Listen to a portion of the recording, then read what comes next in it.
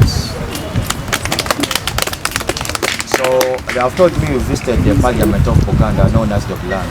Yes. Any other side? Yes. Even the royal tombs. Yes. So I think you know about the history of Buganda. So the King's Lake is the biggest man-made lake in Uganda, East Africa, and the second biggest lake in Africa. Because in Ghana there is a man-made lake which is the biggest in Africa and the whole world.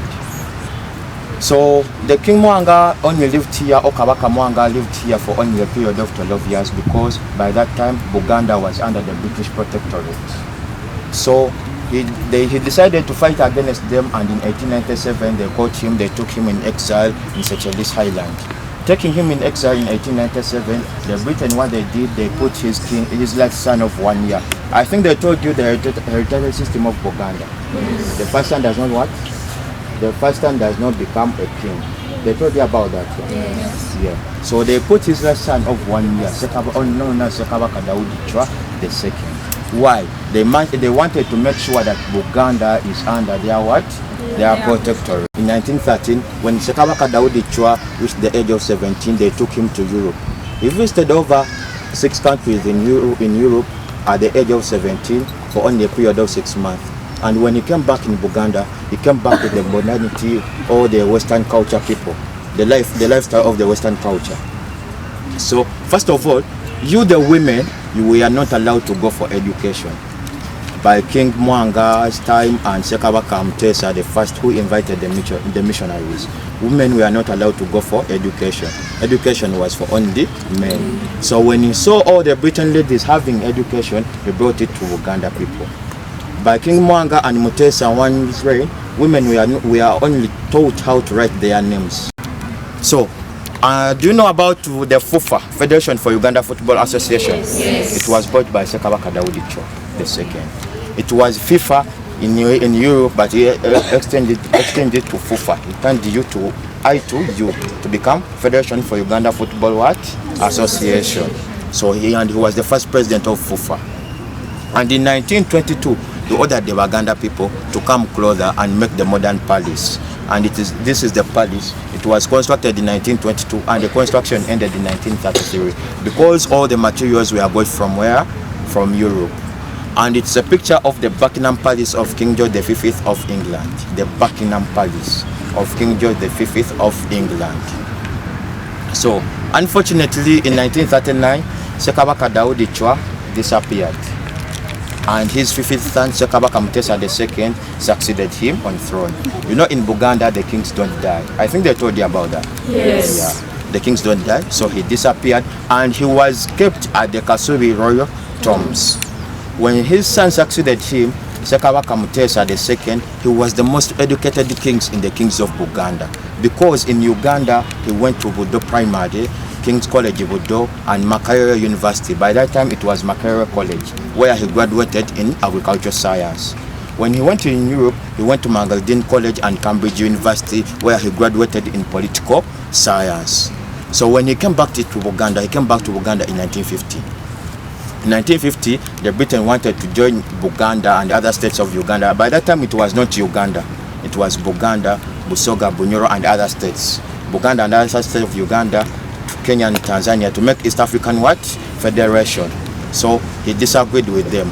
They caught him and they took him in exile in 1953. So there was a crisis. I think you know about it, the Kabaka'S crisis, yes, where the Buganda people demonstrated demanding for their king. So the king was brought back in 1955. Bringing him back, they signed the Namirembe Agreement or the peace treaty. The Namirembe Agreement was to bring connection or to agree by the Britain not to tamper with the king again by the Buganda and the what and the Britain. So the one who signed on behalf of the Buganda was Michael Chintu, and on behalf of the Britain was Keith Hancock. And it was signed in the other big tree. You will see it outside there, and it was given a name Wankoko because the treaty was signed on behalf of Sir Keith Hancock. Yeah, it was. So the Buganda directory translated it to what? To Wankoko. So it's 70 years old. Even this wall, it was constructed in 1955. When they brought back the king in Buganda in 1955, You know, we have clans in Buganda. We have over 56 clans. The Lion clan, and I'm from the Lion clan. Anyone from the Lion clan? Yes. Anyone? Raise your hand. Now, what's your name? Nakalema. You're my sister. I'm Sepa. Nice to meet you, my sis. So, the Lion clan, with the Lion clan people, we are the one who constructed this wall all over the palace. The palace is over 260 hectares of land, and the wall is 6.2 kilometers. It's like here is the distance from here to Entebbe. That's the distance of this wall. It encloses all the palace. So it was also constructed in 1955. So Mutesha, since he graduated in political science, he fought for Uganda's independence and Buganda's independence. So Buganda as a kingdom was the first to have independence in 1962, 8th of October 1962. The following day he demanded for the whole of what? Uganda. And the name Uganda comes from Buganda. They just removed the B to make not all the country to become what? Uganda. And he became the first constitutional president in 1963. By becoming the first president of Uganda, he was just ceremonial. The prime minister could do all the duties. And the prime minister by that time was Sir Apollo Milton Obote. So they ruled Uganda for that time. But in 1966, they had misunderstandings with the prime minister. So Obote ordered Idi Amin Dada. Idi Amin Dada was the general commander of the army by that time. He ordered Idi Amin Dada to come and attack the palace here. And they attacked the palace in 1966. Attacking the palace in 1966, the king was won and went in exile in Britain. So this palace turned into a military barracks. So Milton Obote announced himself as the second president of Uganda, and he removed all the kingdoms in Uganda. Uganda has how many kingdoms? Pardon? Uganda as a country has how many kingdoms? We are made out of 5 major kingdoms. The first one is Buganda, the second one is Bunyoro, the third one is Rwenzururu, the fourth one is Toro, and the fifth is Busoga. Ankole, we don't count Ankole as a kingdom because they don't have a king. That's the reason why we don't count it as a what? As a kingdom. But if it gets a king, it will be again accounted as a what? A kingdom. Yeah, so those are the major kingdoms. I repeat, Buganda, Bunyoro, Busoga, Rwenzururu, and Toro Kingdom. Yes. So it became only one what? One state. So Apollo Milton Obote was still ruling by that time. The Obote's time. Obote went in the command meeting in Singapore in 1971. His plan was to come back and exile Idi Amin Dada from being the general commander of the army. Why? So Idi Amin Dada was a conqueror. In 1975, he wanted to conquer and expand some parts of Uganda to Kenya. So he tried to fight Kenya to extend borders, but it was not successful. To Naivasha, it was not successful. So in 1978, he attacked Tanzania. But remember, Obote was there with who? With Julius Nyerere. So the war took for a period of 1 year. That's the war they call the Saba Saba or Marimuru they call? Yes. Saba Saba. That's the war which took for a period of what? 1 year. And Idi Amin Dada was won and went in exile in Saudi Arabia, where he died in 2003. And Obote came back for the second term in 1979. Obote coming back for the second term as the president of Uganda, he organized the general elections, which we are like having next year. So our current president, Museveni, participated. But Museveni managed to get only 1 vote. So Museveni managing to only get 1 vote, which was for himself only. He decided to go into war, and that war started in World Triumph. I think you know that. So he was helped by the Kabaka, the current king, who by that time he was a prince.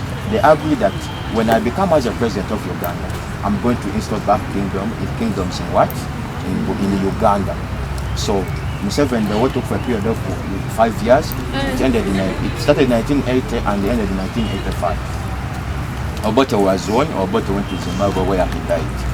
And Museveni announced himself as the 8th president of Uganda. Still now he's still ruling from 1986 to date. Has been ruling. So he brought back kingship in Uganda in 1993, and our king Kabaka Bwanda was crowned as a king at coronation grounds at what? Budoko Nation Grounds in 1993 and has ruled for Buganda for a period of 32 years. Yeah, 32 years. And the 70 years, and the king is 70 years young. The king in Buganda does not get old. Even though he's 100 years old, we say the king is 100 years young. What? Yeah. So he's 70 years young. He has one official wife, but and 5 official children. But all of the children, they have their own what? Their own mothers.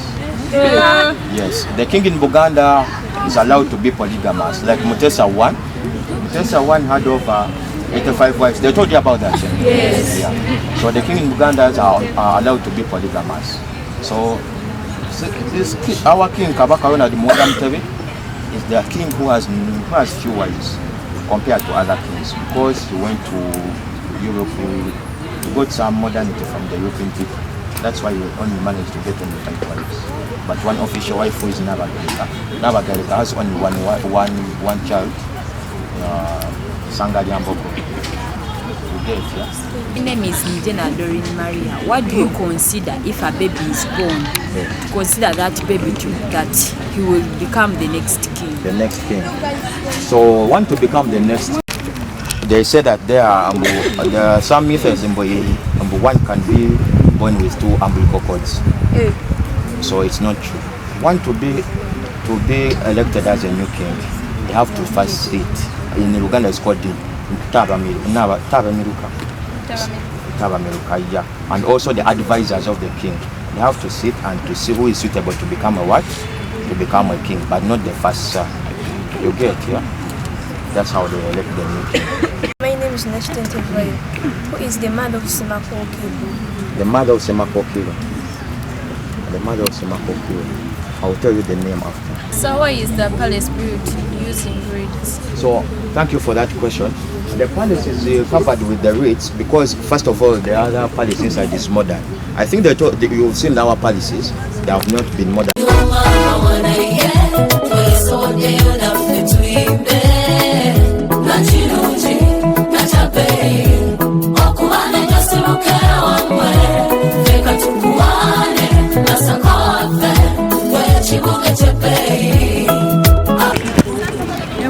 And this is the canon of Uganda. They were close friends. So when he announced himself as the 3rd president of Uganda, Mama Gaddafi gifted him these cannons. There were many in number. So as I told you, it was a military barracks. The armory, they also constructed the armory in 1970. It was to keep these weapons. So he used these weapons to attack Kenya and Tanzania. As I told you, he attacked Kenya in 1970, which was not what?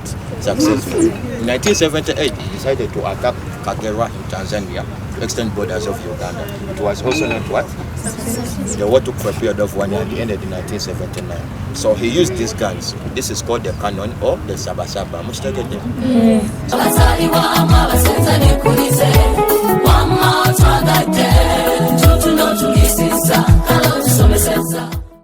When you see these cars, you may think that it's one car. There are 3 cars here. So this is the Dalma base. First go down, I'll show you. This is the Dalma base. These cars which they are destroyed, they found them underground, so they decided to collect them and keep them. You get?